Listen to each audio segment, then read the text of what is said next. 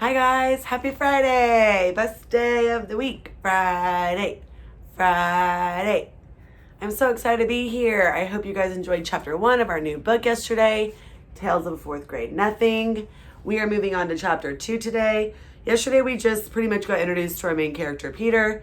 We learned about his pet Dribble, who's his turtle, and his pesky little brother, Fudge. And we learned what his parents, we learned that his dad works for Juicio. And yeah, we met Henry, the elevator man. So today we're moving on to chapter 2. Let me scoot this a little bit closer so I can get comfortable. All right, chapter 2, and Tales of a Fourth Grade Nothing. Mr. and Mrs. Juicio. One night, my father came home from the office all excited. He told us Mr. and Mrs. Yarby were coming to New York. He's the president of the Juicio company. He lives in Chicago. I wondered if he'd bring my father another crate of Juicio. If he did, I'd probably be drinking it for the rest of my life. Just thinking about it was enough to make my stomach hurt. My father said he invited Mr. and Mrs. Yarby to stay with us.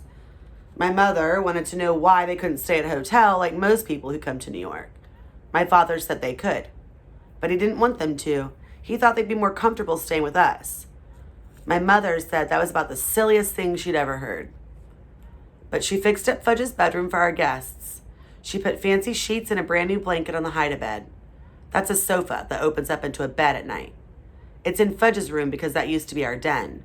Before he was born, we watched TV in there, and lots of times Grandma slept over on the hide-a-bed. Now we watch TV right in the living room, and Grandma doesn't sleep over very often. My mother moved Fudge's crib into my room. He's going to get a regular bed when he's 3, my mother says. There are a lot of reasons I don't like to sleep in the same room as Fudge. I found that out 2 months ago when my bedroom was being painted. I had to sleep in Fudge's room for 3 nights because his paint smell made me cough. For one thing, he talks in his sleep. And if a person didn't know better, a person could get scared. Another thing is that slurping noise he makes. It's true that I like to hear it when I'm awake, but when I'm trying to fall asleep, I like things very quiet. When I complained about having to sleep with Fudge, my mother said, "It's just for 2 nights, Peter." "I'll sleep in the living room," I suggested, "on the sofa, or even a chair." "No," my mother said, "you will sleep in your bedroom, in your own bed." There was no point in arguing. Mom wasn't going to change her mind. She spent the day in the kitchen. She really cooked up a storm. She used so many pots and pans, Fudge didn't have any left to bang together. And that's one of his favorite pastimes, banging pots and pans together. A person can get an awful headache listening to that racket. Right after lunch, my mother opened up the dinner table. We don't have a separate dining room. When we have company for dinner, we eat in one end of the living room. When Mom finished setting the table up, she put a silver bowl filled with flowers right in the middle. I said, "Hey, Mom, it looks like you're expecting the president or something." "Very funny, Peter," my mom answered. Sometimes my mother laughs like crazy at my jokes. Other times she pretends not to get them. And then there are times when I know she gets them, but she doesn't seem to like them. This was one of those times. So I decided no more jokes until after dinner. I went to Jimmy Fargo's for the afternoon. I came home at 4 o'clock. I found my mother standing over the dinner table mumbling. Fudge was on the floor playing with my father's socks. I'm not sure why he likes socks so much, but if you give him a few pair, he'll play quietly for an hour. I said, "Hi, Mom, I'm home." "I'm missing 2 flowers, my mother said.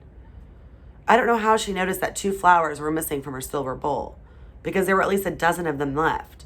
But sure enough, when I checked, I saw 2 stems with nothing on them. "Don't look at me, Mom," I said. "What would I do with 2 measly flowers?" So we both looked at Fudge.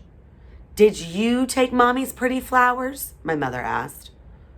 "No take," Fudge said. He was chewing on something. "What's in your mouth?" my mother asked. Fudge didn't answer. "Show Mommy." "No show," Fudge said. "Oh, yes." My mother picked him up and forced his mouth open. She fished out a rose petal. "What did you do with Mommy's flowers?" She raised her voice. She was really getting upset. Fudge laughed. "Tell Mommy." Yum, Fudge said. Yummy, yummy, yummy. Oh no, my mother cried, rushing to the telephone. She called Dr. Cone.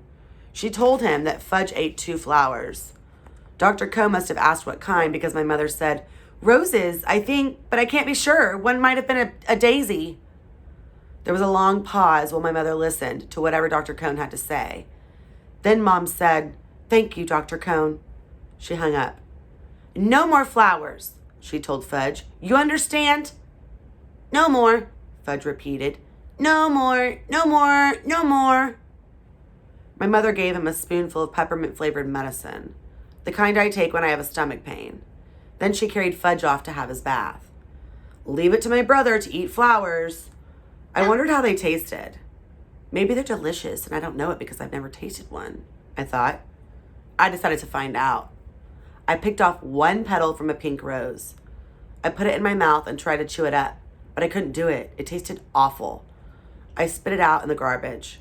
Well, at least now I knew I wasn't missing anything great. Fudge ate his supper in the kitchen before our company arrived. While he was eating, I heard my mother remind him, Fudgy's going to be a good boy tonight. Very good for Daddy's friends. Good, Fudge said. Good boy. That's right, my mother told him. I changed and scrubbed up while Fudge finished his supper. I was going to eat with the company. Being 9 has its advantages. My mother was all dressed up by the time my father got home with the Yarbies. You'd never have guessed that Mom spent most of the day in the kitchen. You'd also never have guessed that Fudge ate 2 flowers.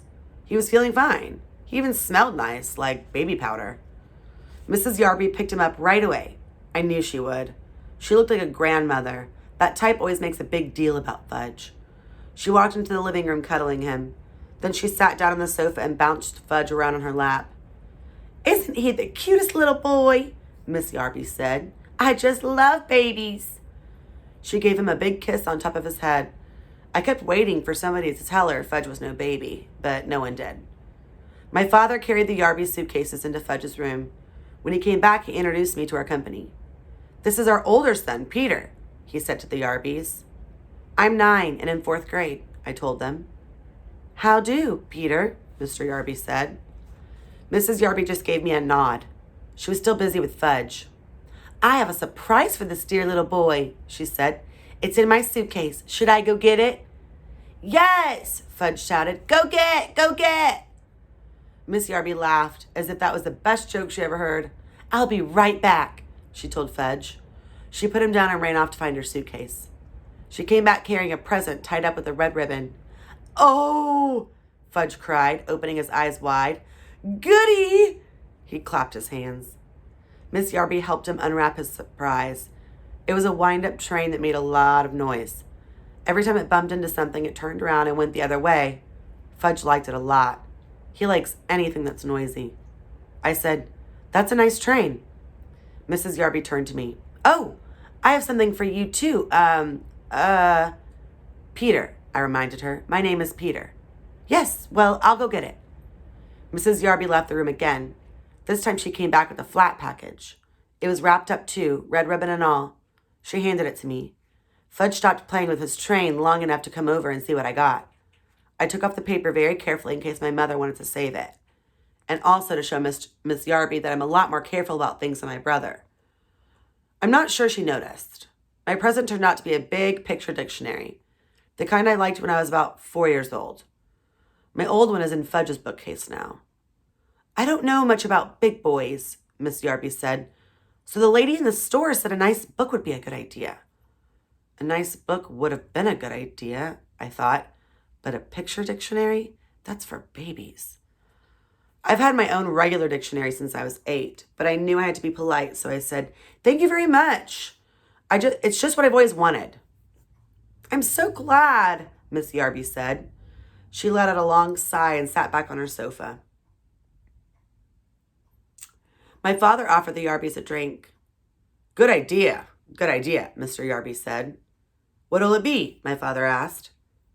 What'll it be? Mr. Yarby repeated, laughing. What do you think, Hatcher? It'll be Juicio. That's all we ever drink. Good for your health. Mr. Yarby pounded his chest. Of course, my father said, like he knew it all along. Juicy-O for everyone, my father told my mother. She went into the kitchen to get it. While my father and Mr. Yarby were discussing Juicy-O, Fudge disappeared. Just as my mother served everyone a glass of Mr. Yarby's favorite drink, he came back. He was carrying a book, my old, worn-out picture dictionary, the same as the one the Yarbys just gave me. See, Fudge said, climbing up on Miss Yarby's lap. See book. I wanted to vanish. I think my mother and father did too. See book. Now Fudge held it up over his head. I can use another one, I explained. I really can't. That old one is falling apart. I tried to laugh. It's returnable, Miss Yarby said. It's silly to keep it if you already have one. She sounded insulted, like it was my fault she brought me something I already had. Mine, Fudge said. He closed the book and held it tight against his chest. Mine, mine, mine. It's the thought that counts, my mother said. It was so nice of you to think of our boys. Then she turned to Fudge. Put the book away now, Fudgy. Isn't it Fudgy's bedtime? My father hinted. Oh, yes, I think it is, my mother said, scooping him up. Say goodnight, Fudgy. Good night, Fudgy, my brother said, waving at us. Fudge was supposed to fall asleep before we sat down to dinner, but just in case, my mother put a million little toys in his crib to keep him busy. I don't know who my mother thought she was fooling, because we all know that Fudge can climb out of his crib any old time that he wants to. He stayed away until we were in the middle of our roast beef.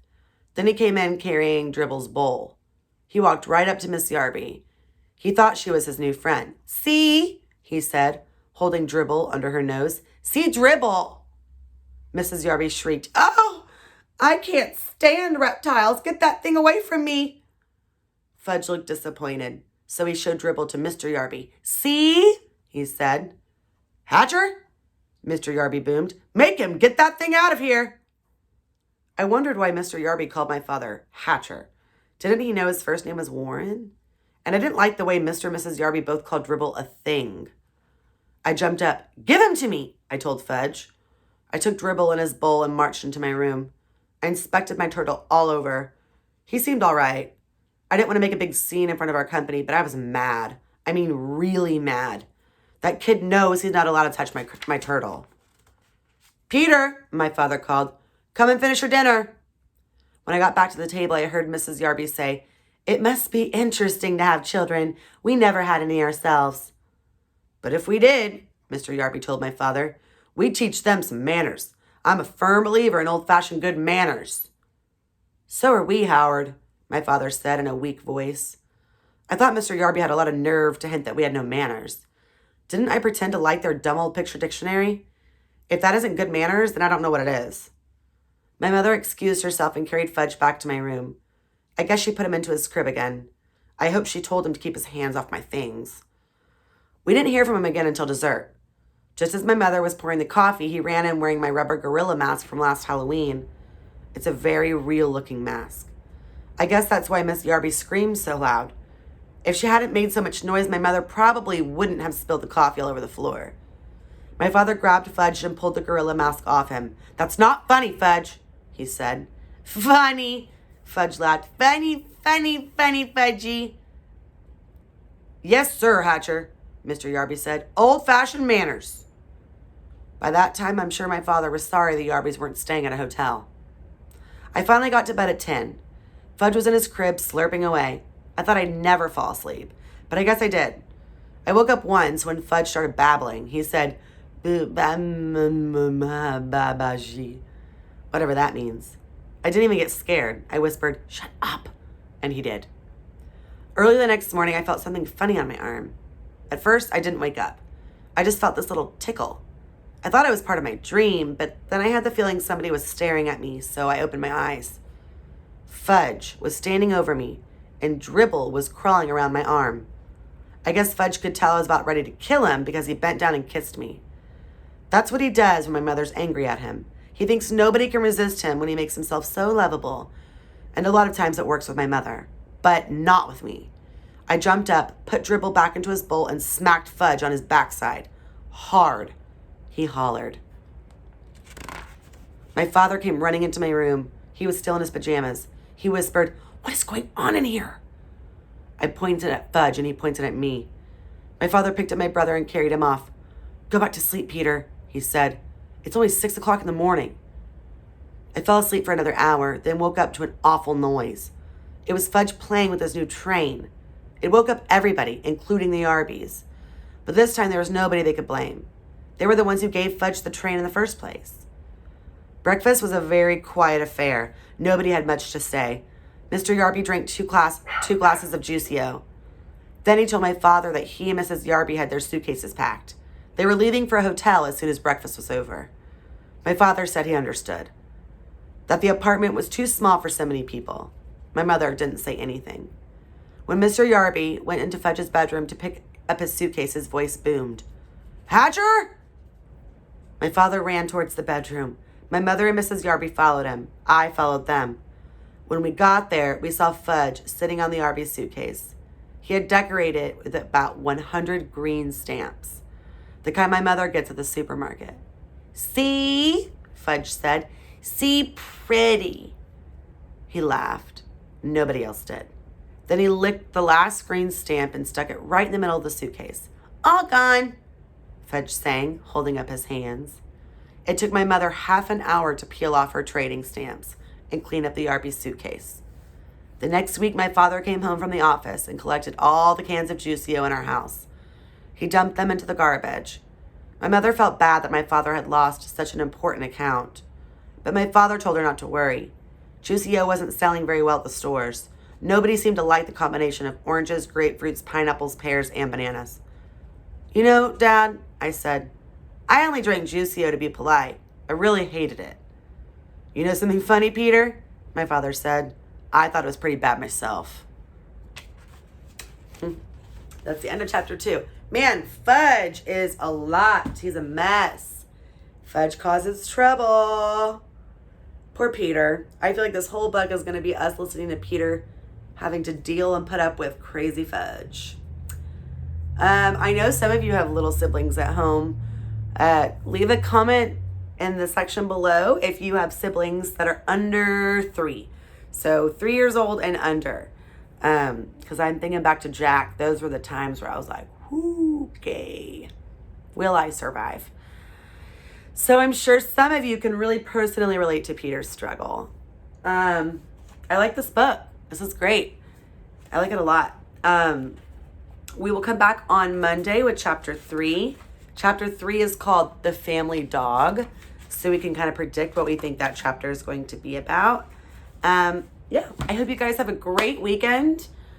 I think it might rain. If so, just stay inside and enjoy your family and pick up a book or just play some card games or do something.